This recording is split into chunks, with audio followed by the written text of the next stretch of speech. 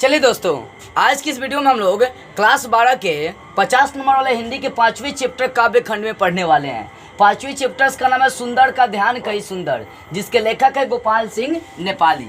आज सुंदर का ध्यान कहीं सुंदर कविता को पूरे एक्सप्लेन हम लोग पढ़ेंगे, लेकिन इस कविता को जानने से पहले हम लोग लेखक परिचय जान लेते हैं, मतलब गोपाल सिंह नेपाली के बारे में जानते हैं। देखिए, गोपाल सिंह नेपाली का जन्म 11 अगस्त 1911 ईस्वी को हुआ था। इनका जन्म कहाँ हुआ था? तो बेतिया जिला के पश्चिमी चंपारण में हुआ था। और इनकी कुछ रचनाएं रही, जैसे उमंग, रागनी, पक्षी, नीलिमा, पंचमी, नवीन, हिमालय ने पुकारा, ये सब इनकी कुछ मुख्य महत्वपूर्ण रचनाएं रही। और कुछ ऐसी रचनाएं हैं जो अभी तक प्रकाशित नहीं हुई है, ठीक है। और इनकी मृत्यु कब हुई थी, इनका निधन कब हुआ था? तो 17 अप्रैल 1963 ईस्वी में हुआ था इनका मृत्यु।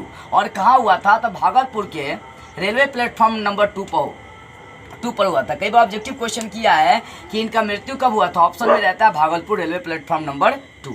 तो इनका मृत्यु कब हुआ था? 17 अप्रैल 1963 ईस्वी में भागलपुर के रेलवे प्लेटफॉर्म नंबर 2 पर इनका मृत्यु हुआ था। तो इतनी बातें लेखक परिचय के बारे में आपको कम से कम होनी चाहिए पता, मतलब गोपाल सिंह नेपाली के बारे में मालूम होना चाहिए। अब चलते हैं इस कविता की ओर। देखिए, पहला स्टेंजा क्या है इस कविता का? पहले तो इस बात समझिए यहाँ पर कविता का नाम क्या है।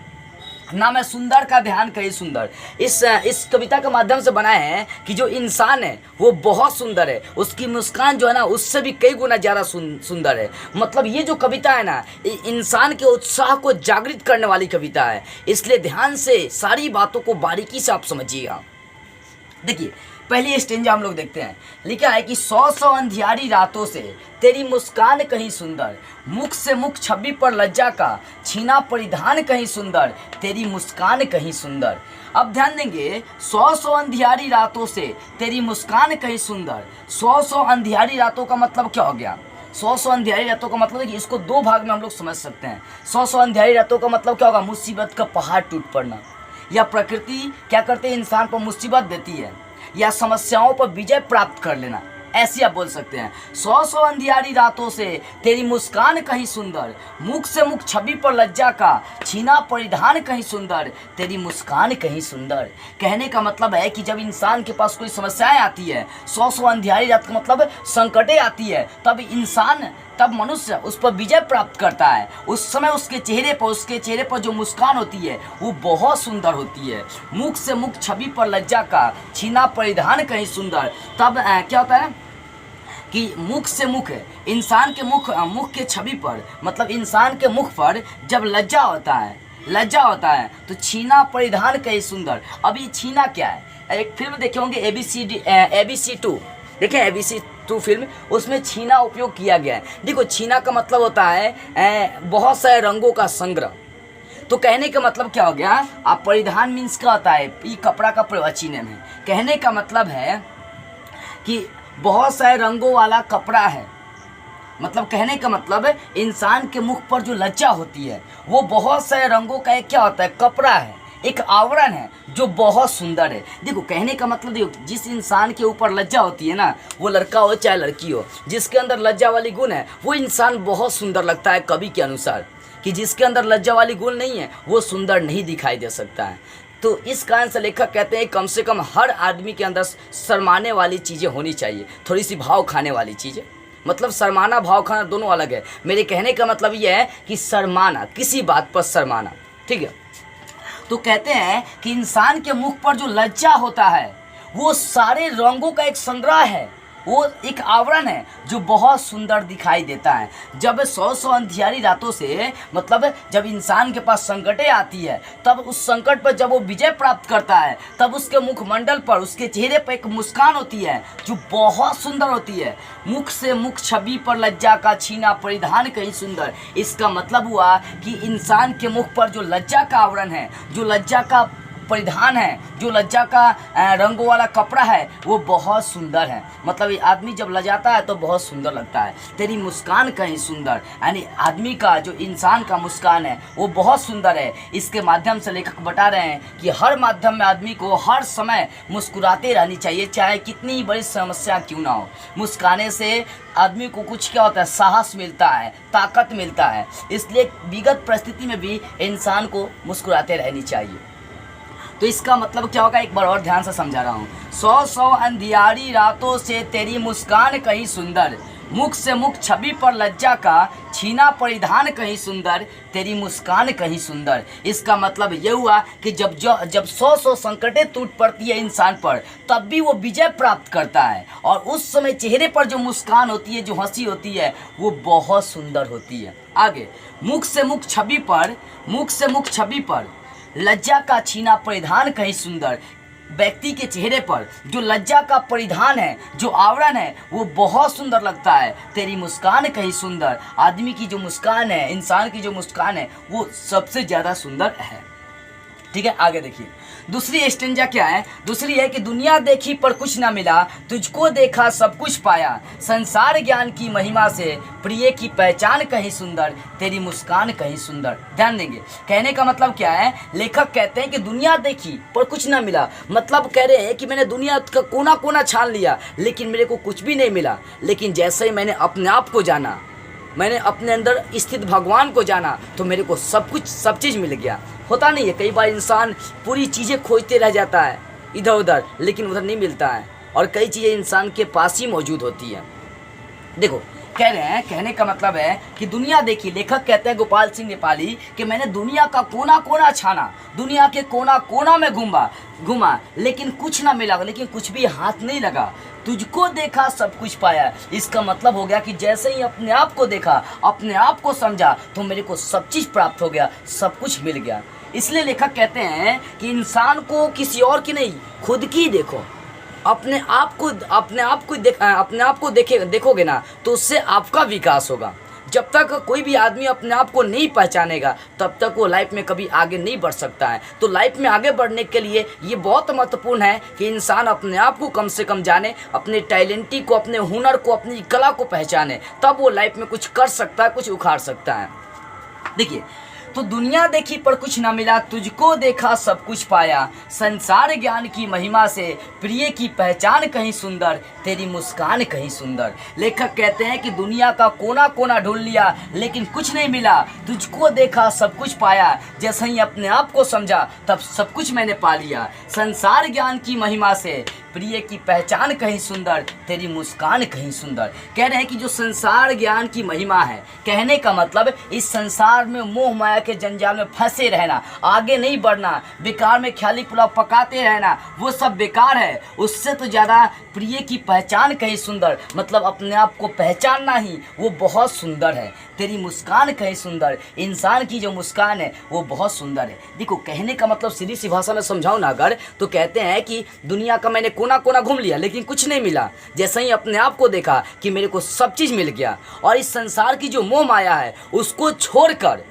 यदि इंसान अपने आप को पहचानता है, तो वह बहुत बेहतर है। किसी और के चक्कर में ना लगकर अपने आप के चक्कर में लगता है, अपने आप के विकास में लगता है, अपने आप के डेवलपमेंट में लगा रहता है, तो वो बहुत सुंदर है। तेरी मुस्कान कहीं सुंदर, यानी इंसान की जो मुस्कान है बहुत सुंदर है। हर समस्याओं में, हर संकटों में इंसान को मुस्कुराते रहनी चाहिए। ठीक है, इसका मतलब ये होगा। अब देखिए तीसरी स्टेंजा क्या है, ध्यान दीजिएगा। तीसरी स्टेंजा है कि जब गरजे मेघ पपीहा बोले, बोले डोले गुलजारों में, लेकिन कांटों की झाड़ी में, बुलबुल का गान कहीं सुंदर, तेरी मुस्कान कहीं सुंदर।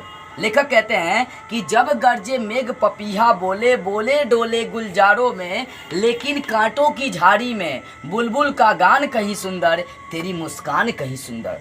लेखक गोपाल सिंह नेपाली कहते हैं कि जब मेघ गरजता है, जब बादल गरजता है, तब बोले डोले गुलजारों में, गुलजार का मतलब होता है बगीचा, उपवन इसको कहेंगे, ठीक है ना। मतलब मेघ पपीहा बोले डोले गुलजारों में, कहने का मतलब ये है कि जैसे ही मेघ गरजना स्टार्ट करता है, बादल गरजना स्टार्ट करता है, तो जो पपीहा होते हैं, जो मोर होते हैं, ये सब क्या करते हैं, इस आशा में रहते हैं कि अब बारिश होने वाली है, अब क्या करेंगे, वो लोग नाचना स्टार्ट कर देंगे। मतलब वो लोग एक मौसम के अनुसार नाचते हैं। जब बादल गरजेंगी तभी जाकर वो नाचेंगे, अपना रंग परिवर्तन करते हैं। मौसम के अनुसार जो पपीहा होते हैं, जो मोर होते हैं, ये जो कोयल होते हैं, ये सब मौसम के अनुसार डांस, गाना या अपना रंग परिवर्तन करते हैं।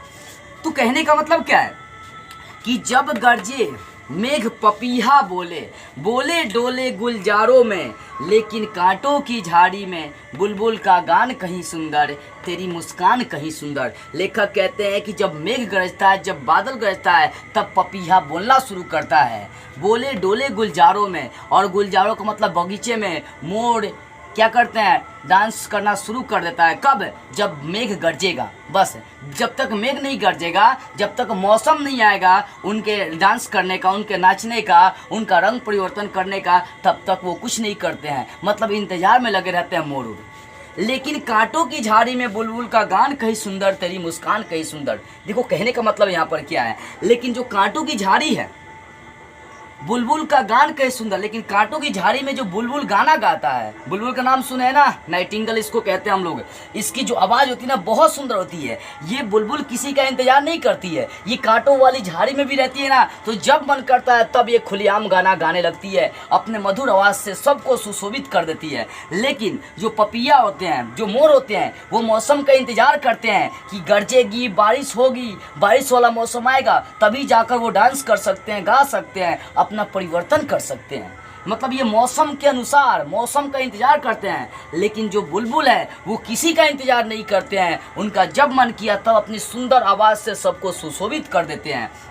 तो बहुत बड़ी बात सीखेंगे आप यहाँ से, देखिएगा।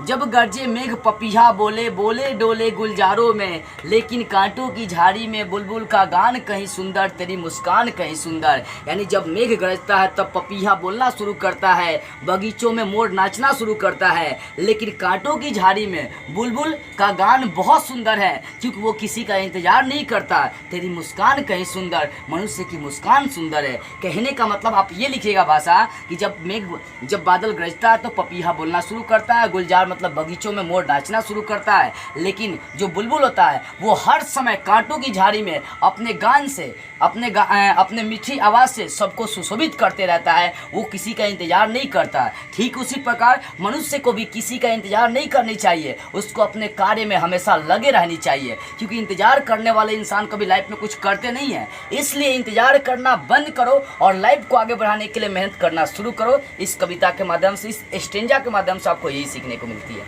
ठीक है, अब देखिए चौथी स्टेंजा क्या है। चौथी है कि संसार अपार महासागर, मानो लघु लघु जलयान बने, सागर की ऊंची ऊंची लहरों से चंचल जलयान कहीं सुंदर, तेरी मुस्कान कहीं सुंदर। कह रहे हैं संसार को एक महासागर नाम दिया। अपार का मतलब बहुत अधिक, बहुत बड़ा महासागर नाम दिया है। और उस महासागर में जो मानव है, मनुष्य है, वो छोटे छोटे जलयान है, मतलब छोटे छोटे जल में चलने वाला एक यान है, यंत्र है। जैसे इसको ले सकते हैं, नाव कह सकते हैं। तो बोले हैं कि जो वर्ल्ड है, जो संसार है, ये क्या एक महासागर है, और हम लोग जो मनुष्य हैं एक छोटे छोटे जलयान हैं। सागर की ऊंची ऊंची लहरों से, सागर की जो ऊंची ऊंची लहरें हैं उनसे हम लोग कहीं सुंदर है, चंचल जलयान कहीं सुंदर। यानी मनुष्य जो है ना, उस सागर की ऊंची ऊंची लहरों से बहुत सुंदर है, लेकिन तेरी मुस्कान कहीं सुंदर। और इंसान की जो मुस्कान है वो बहुत सुंदर है। हर मुसीबत में आदमी को मुस्कुराते रहनी चाहिए, क्योंकि मुस्कुराने से इंसान को एक ताकत मिलता है। तो क्या लिखेंगे इसका हिंदी? संसार एक महासागर के समान है और मनुष्य छोटे छोटे जलयान है।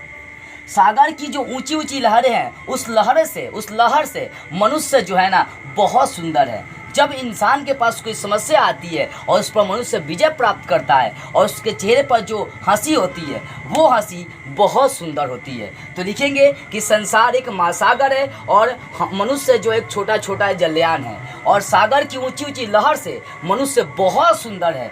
जब मनुष्य हंसता है तो उस समय उसकी चेहरा बहुत सुंदर दिखाई देती है। चौथा स्टेंजा क्लियर होगा। पांचवा स्टेंजा देखिए।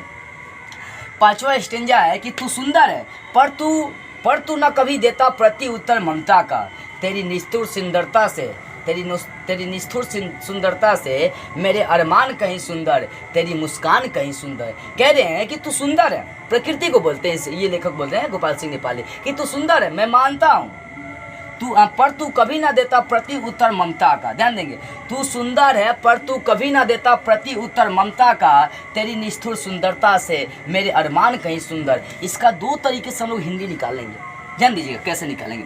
कह रहे हैं लेखक तो पहली बात ये बोलते हैं प्रकृति को तू सुंदर है, तू बार बार क्या करता है कि कभी बाढ़ से, कभी सुखाड़ से, कभी आंधी से, कभी तूफान से हम लोग को क्षति पहुंचाते रहता है, लेकिन फिर भी मनुष्य अपने सुंदरता से, अपने कर्म से उसको फिर से रेडी करता है, तैयार करता है। इसका मतलब तेरे अरमान से मेरे अरमान कहीं सुंदर है, तू क्षति पहुंचाता है और हम लोग उसका उत्तर नहीं देते, तुम पर गुस्सा नहीं होते हैं और फिर अपने कर्म में लगे रहकर उस चीज़ को फिर खड़ा करते हैं। इसका मतलब तेरे अरमान से, तेरी निष्ठुर सुंदरता से मेरी सुंदरता, जो मेरे अरमान है, वो बहुत सुंदर है। कहने का मतलब है, लेखक कहते हैं, प्रकृति को कहते हैं, भगवान को कहते हैं कि तू सुंदर है, मैं मानता हूं कि तू सुंदर है, लेकिन तू जो समस्याएं हम इंसान के पास खड़ा करता है वो हम लोग अपने मेहनत के दम पर, अपने आप के दम पर उसको खत्म करते हैं।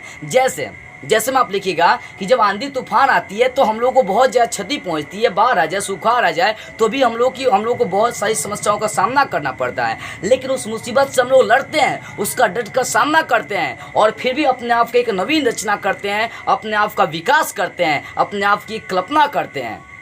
इस कारण से तेरी जो सुंदरता है हम लोग की सुंदरता के आगे फीका पड़ गई है। ठीक है, लिखेंगे तू सुंदर है पर तू ना कभी देता प्रति उत्तर ममता का, तेरी निष्ठुर सुंदरता से मेरे अरमान कहीं सुंदर, तेरी मुस्कान कहीं सुंदर। लेखक कहते हैं कि तू सुंदर है, प्रकृति को कहते हैं गोपाल सिंह नेपाली, तू सुंदर है, लेकिन तू जो कष्ट हम लोग को देता है हम लोग उसको सहन करते हैं। तेरी निष्ठुर सुंदरता से मेरे अरमान कहीं सुंदर, जो तेरी दिखावटी सुंदरता है वो सब फेक है, वो सब फेक है, उससे हम लोग के अरमान कहीं सुंदर है। तेरी मुस्कान कहीं सुंदर, मतलब हम लोग की चेहरे पर जो हंसी है वो बहुत सुंदर है। और देखो एक तरीका से ये भी लिख सकते हैं, लेखक कहते हैं कि मनुष्य सुंदर है, मनुष्य को भी सजेशन देते हैं कि तू सुंदर है, लेकिन तू अपने आप को पहचानता नहीं है, तू किसी और के बीच अपनी सुंदरता को ढूंढ रहा है, किसी और की सुंदरता को देख रहा है। लेखक ये कह रहे हैं कि तू सुंदर है पर तू कभी उत्तर नहीं देता अपनी ममता का। कहने का मतलब तू अपने आप को कभी पहचानता ही नहीं है कि तू सुंदर है। कहने का मतलब है कि तू सुंदर है, लेकिन तू अपने आप को पहचान नहीं पाता कि तू सुंदर है। तेरी निष्ठुर सुंदरता से मेरे अरमान कहीं सुंदर। कहने का मतलब तू यदि दूसरे में सुंदरता ढूंढते हो तो गलत है, उसकी सुंदरता से ज़्यादा तेरी अरमान बहुत ज़्यादा सुंदर है। तो इसका दो तरीके से आप हिंदी निकाल सकते हैं। पहली बात मैं यही ना समझाया था कि देखिए हिंदी जो होती है ना, इसका अर्थ अपने आप पर डिपेंड करता है। पहले समझ लो कविता को, अब भाव और भावना अपने आप से बनाओ, शब्द अपने आप से बनाओ, ठीक है ना। तो कहते हैं कि तू सुंदर है, लेकिन तू जो हम लोग पर जो जुल्म ढाता है, जो सितम करता है, प्रकृति को कहते हैं। लिखेंगे ऐसे कि गोपाल सिंह नेपाली कहते हैं प्रकृति को कि तू सुंदर है, लेकिन तू जो कष्ट हम लोगों को देता है उस कष्ट से हम लोग खुद सामना करते हैं। इसलिए तेरी जो दिखावटी सुंदरता है उससे हम लोगों का अरमान बहुत ज़्यादा सुंदर है।